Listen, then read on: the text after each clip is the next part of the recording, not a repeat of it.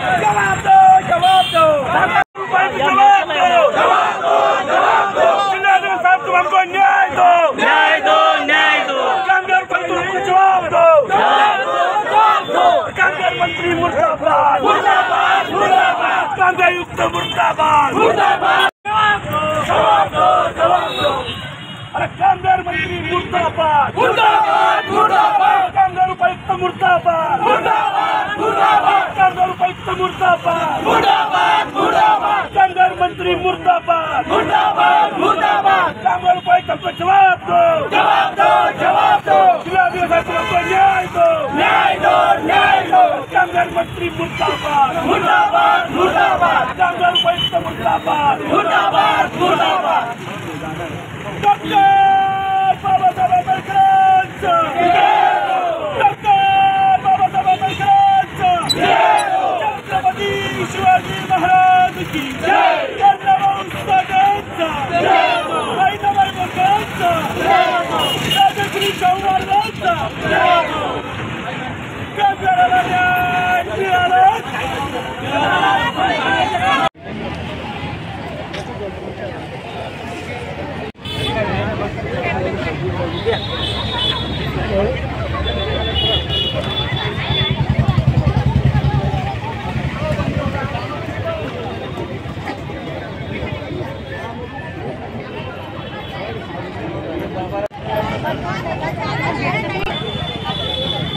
सांगाल आपण या ठिकाणी मोर्चा आणलेला आहे, काय मागणी आहे आपल्या प्रमुख आणि आम्ही इथं सर्व कामगार बंधू भगिनींचा मोर्चा आणलेला आणि सर्व संघटनेमार्फत हा मोर्चा आहे। सगळे एकजुटीकरण केलेले सर्व संघटनेमार्फत हा मोर्चा आहे। यामध्ये जे काही आमचे कामगार बंधू आहेत यांना वरून शासनाचा कुठलाही आदेश नसताना कामगार उपायुक्त, सहाय्यक उपायुक्त यांनी 11 तारखेपासून मागील 11/9/2024 पासून किट वाटप हे बंद केलेलं आहे आणि ठराविक लोकांचाच हे कारोबार चालू आहे। इतर जे कामगार आहेत त्यांची पिळवणूक इथे संभाजीनगरच्या उपायुक्तांनी आणि सहाय्यक आयुक्तांनी, कार्यकारी संभाजीनगरच्या पदाधिकाऱ्यांनी व शासकीय कर्मचाऱ्यांनी पिळवणूक लावलेली आहे। हा आमचा हक्काचा आवाज न्यायासाठी मंत्र्यापर्यंत आणि उपायुक्त तथा कामगार मंत्र्यापर्यंत आमचा आवाज पोहोचवण्यासाठी आम्ही इथं एकत्र आलेलो आहे। आमच्या मागण्या 10-12 दिवसात, अवघ्या 10-12 दिवसावर आचारसंहिता आलेली आहे। यामध्ये आमचे बायोमेट्रिक चालू झाले पाहिजे आणि कामगारांना न्याय मिळवण्यासाठी, न्याय मिळावा यासाठी इथं आलेलो आहोत आम्ही। आणि हे जर झालं नाही तर याच्याहूनही उग्र असं आम्ही आंदोलन करणार आहे, याचा इशारा आम्ही शासनाला देत आहोत। रेणुका गायकवाड। सांगाल आपण आज जवाब महामोर्चा आणलेला आहे, कशा संदर्भात आणि काय प्रमुख मागणी आहे?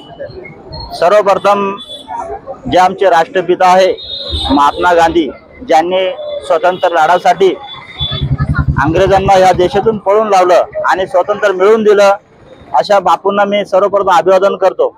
आणि त्या निमित्तानं आज जे आमच्या कामगार कार्यालयात जे अन्याय अत्याचार चाललाय बांधकाम मजुरांवरती, त्या संदर्भामध्ये आज आमचा तीव्र आंदोलन ठेवलेलं आहे। मला एवढं म्हणायचं आहे की हे जे कामगार उपायुक्त आणि सहाय्यक आयुक्त यांचा हा मनमानी कारभार आमदार खासदार यांच्याशी आमची अशी शंका आहे की देवाण घेऊन तरी चालले असेल, म्हणून त्यांना रात्रीच्या अंधारामध्ये कॅम्प देतात। जे गोदामवाले असतात त्यांच्याशी हात मिळवणी करून त्यांना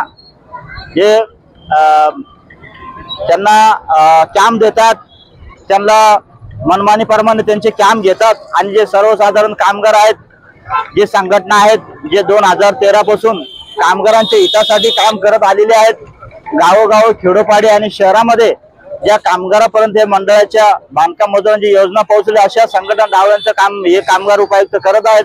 ज्यावेळेस आम्ही त्यांना कामगार कार्यालयात जातो तर कामगार उपायुक्त कार्यालयात आम्हाला अधिकारी जे आहेत ते सांगतात की आम्हाला जर तुम्ही आमच्यावर दबाव आणला तर आम्ही तुमची सभासद नोंदणी तपासू, तुमची संघटना रद्द करू, अशा आमच्या संघटनाला धमक्या देतात। पण मान्य झालं ते काय पुढचे प्रेशर येणार आहे?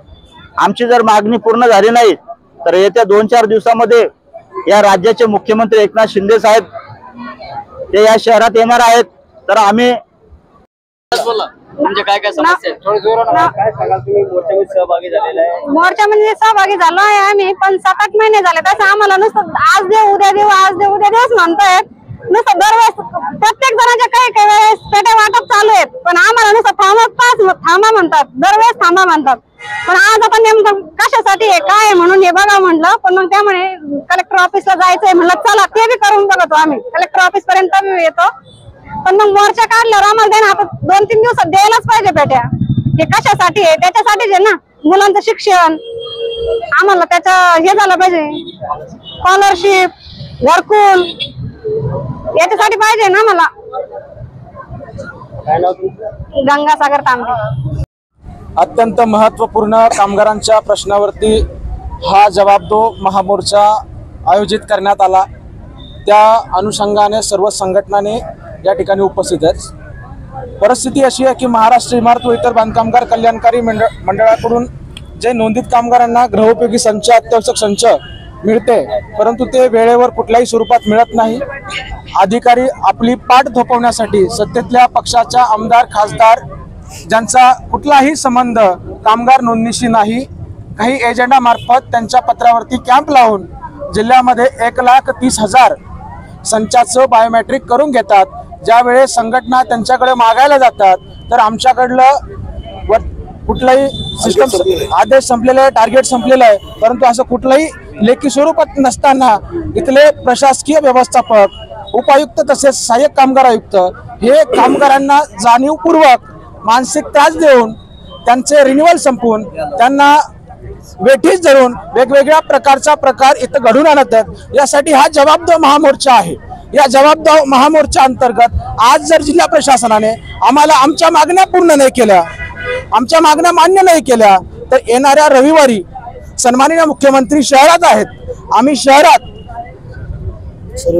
सर्व संघटना छत्रपती संभाजीनगर येथील विमानतळावरती त्यांना जबाब विचारू. अमोल गायकवाड, स्वतंत्र मजूर संघ अध्यक्ष. आंदोलन हे सर्व संघटनेच्या वतीनं, त्यांच्या प्रतिनिधीच्या वतीनं, स्वतः कामगार यांच्या वतीनं काढण्यात आलेलं आहे. खास मैदान येथून आज आपण जिल्हाधिकारी कार्यालय यांच्यापर्यंत निवेदन घेऊन आलेलो आहे. प्रमुख मागणी महत्वाची याच्यात का जे उपायुक्त बोरसे साहेब यांनी आपल्या मनमानी कारभारानुसार बंद केलेले, त्यासाठी आपण या सर्व कामगाराला घेऊन जिल्हाधिकारी कार्यालयाला भेट देणार आहोत आणि आपल्या मागणीचं निवेदन त्यांना सोपवणार आहोत. फकीरचे नाव चर्मल, वंचित महाराष्ट्र कामगार संघटना अध्यक्ष.